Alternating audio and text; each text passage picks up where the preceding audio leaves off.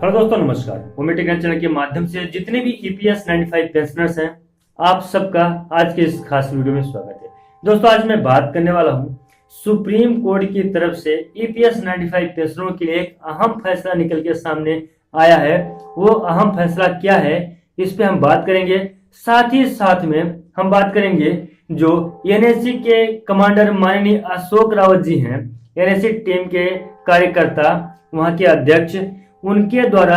लखनऊ 19 तारीख को एक बहुत ही बड़ा अधिवेशन होना सुनिश्चित किया गया था। लेकिन वह अधिवेशन हो पाएगा या नहीं, उस अधिवेशन में कौन कौन सी रुकावटें आ सकती हैं, ये भी हम बात करेंगे। लेकिन उससे बात करने से पहले ही मैं यहाँ पे बात कर लेता हूँ सुप्रीम कोर्ट की तरफ से जो फैसला निकल के सामने आ रहा है जितने भी ईपीएस 95 पेंशनर्स हैं उनके लिए, तो वह फैसला कितना उनके पक्ष में है कितना नहीं, पहले इसमें हम चर्चा कर लेते हैं। तो दोस्तों, सबसे पहले मैं आपको बताना चाहता हूं कि सुप्रीम कोर्ट की तरफ से जो फैसला निकल के सामने आया है वह है सुप्रीम कोर्ट ने खारिज कर दिया है न्यू पेंशन योजना। आप लोगों के लिए बहुत ही महत्वपूर्ण खबर है कि सुप्रीम कोर्ट ने न्यू पेंशन योजना को खारिज कर दिया है और साथ ही साथ में सरकार को यह दिशा निर्देश भी दिया है कि पुरानी पेंशन योजना को लागू किया जाए। ये एक बहुत महत्वपूर्ण खबर है दोस्तों। जो 2006 में पेंशन योजना में एक संशोधन किया गया था, संशोधन में नई पेंशन योजना बना था, यानी कि 2005 से पहले के जो कर्मचारी थे वो पुराने पेंशन योजना, और 2005 के बाद जो 2006 में पेंशन में संशोधन हुआ, यानी कि 2006 से जो कर्मचारी हुए वो नए पेंशन योजना के लिए मतलब ऐसा बना दिया गया। लेकिन इस संशोधन को जो है तो सुप्रीम कोर्ट के द्वारा हटा दिया गया। जितने भी ईपीएस 95 पेंशनर्स हैं उनके लिए एक खुशखबरी हो सकती है, क्योंकि बहुत सारे ईपीएस 95 पेंशनर्स जो थे वो नई पेंशन योजना के तहत उन्हें उतना ज्यादा लाभ नहीं मिल पा रहा था। इसलिए सुप्रीम कोर्ट ने उनके द्वारा किए गए याचिका आधार पे यह फैसला सुना दिया है कि जितने भी ईपीएस 95 पेंशनर्स हैं वो अब पुराने पेंशन योजना का लाभ ले सकते हैं। साथ ही साथ में मैं यहाँ पे दोस्तों बात करने वाला था कि एनएससी के जो कमांडर माननीय अशोक रावत जी हैं उनके द्वारा लखनऊ में 19 दिसंबर को एक बहुत ही बड़ा महाधिवेशन होने वाला था। वह महाधिवेशन में किस प्रकार से त्रुटि आएगी, क्या क्या समस्याएं हो सकती हैं, तो सबसे पहले मैं आपको बता दूं कि आचार संहिता धारा 144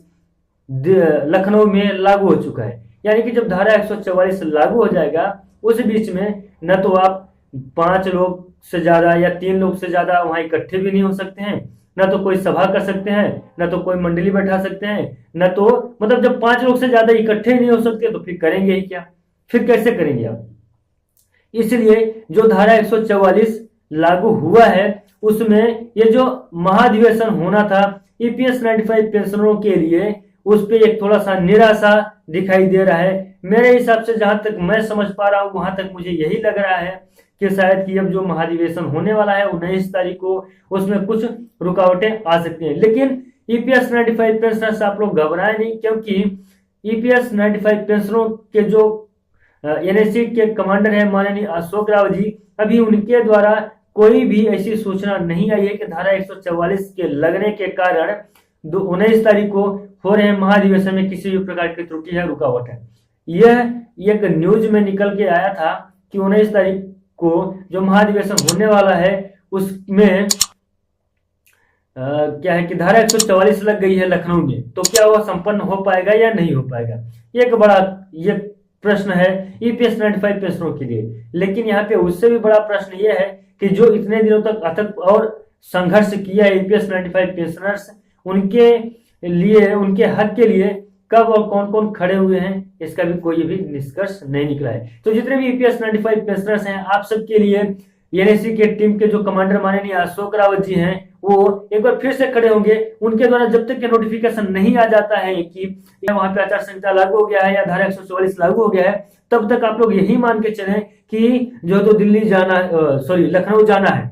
लेकिन जिस दिन उनके द्वारा कोई भी नोटिफिकेशन आ जाता है कि लखनऊ जाना है या नहीं जाना है, 19 तारीख को जो महाधिवेशन होने वाला था वो होगा या नहीं होगा, ऐसा कोई भी नोटिफिकेशन आता है वो आपको सबसे पहले हमारे यूट्यूब चैनल के माध्यम से मिल जाएगा। वह वीडियो के माध्यम से मैं आप लोगों तक साझा कर दूंगा। लेकिन अभी ऐसा कोई भी नोटिफिकेशन नहीं आया है जिसमें एनएससी के किसी भी सदस्य या कोई भी ईपीएस 95 पेंशनर्स के जो कार्यकर्ता हैं उनके द्वारा कोई भी ऐसा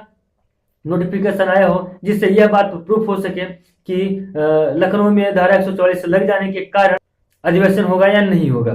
तो दोस्तों देखना यही है कि जो अधिवेशन करने वाले थे 19 तारीख को होगा या नहीं होगा। और ईपीएस 95 पेंशनर्स आपके लिए एक कदम जीत की ओर आप पहुंच गए हैं, क्योंकि सुप्रीम कोर्ट ने भी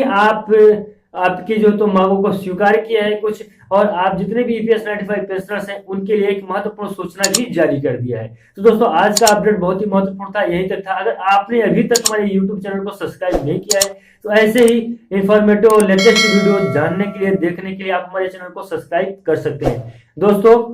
मिलते हैं नए वीडियो में और नए अपडेट में, तब तक के लिए नमस्कार, जय हिंद।